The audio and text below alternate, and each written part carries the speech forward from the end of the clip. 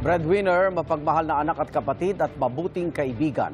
Ganito inilarawan si Ateneo men's basketball player Divine Adili ng kanyang ama at mga kapwa-atleta mula sa Nigeria. Binabagabag daw ng maraming tanong ang pamilya Adili tungkol sa pagkalunod ni Divine at ng teammate na si Rene Baterbonia sa Dipakulaw, Aurora nitong Lunes. May unang balita si JP Soriano.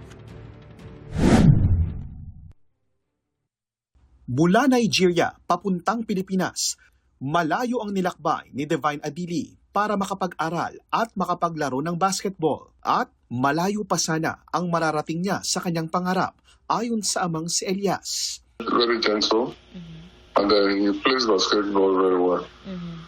He's well-mannered, well-cultured, he respects people, and he takes care of his siblings. He's a very good boy. Habang umuukit ng pangalan sa basketball, hindi nalilimutan ni Divine ang kanyang pamilya. Breadwinner ng kanilang pamilya si Divine. Kwento ng kanyang ama, mapagmahal na anak at kapatid si Divine. His demise is a very big blow to the family.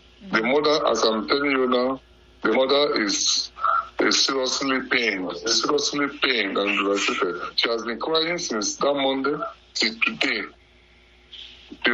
Now I'm speaking with you, she is crying. Nakausap pa raw ni Elias ang anak noong linggo nang papunta sila sa Aurora para sa team building activity ng Ateneo Blue Eagles basketball team. For me to Monday to get this evil news, this is a very sad news, very painful news of his demise. Now that he's gone, I don't know where I will start again.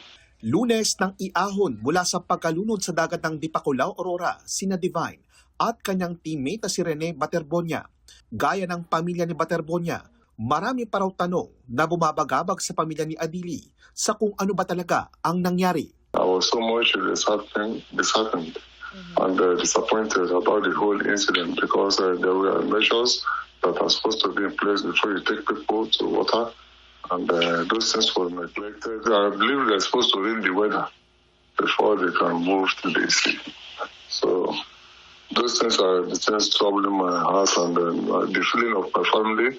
We are highly devastated. Dumalaw sa Arlington Chapel sa Quezon City ang ilang kaibigan ni Divine at kapwa Nigerian basketball players. He's just a good friend. He's just a good guy. There's nothing bad to say about him. It's all good. He's just a great guy. Just pray God comforts their family. Then we just wait for the investigation going on before we have anything to say. Nagpunta rin doon ang dating Ateneo Blue Eagles member na si Chibueze Ike. I went through the same training program that I went through. It was okay. It was just, like you said, it was just an unfortunate incident. Pero sana raw ay magbigay ng paliwanag at pahayag ang kanilang coach na si Tab Baldwin. I would love him to speak up and let the people know what happened. This would give a lot of people closure.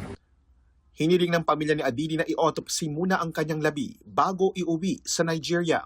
Ayon sa pahayag ng Embahada ng Nigeria dito sa Pilipinas, direkta raw na nakikipag-ugnayan ng Embahada sa pamilya ni Adili sa Ateneo de Manila University at sa mga otoridad. Ito ang unang balita, JP Soriano, GMA News.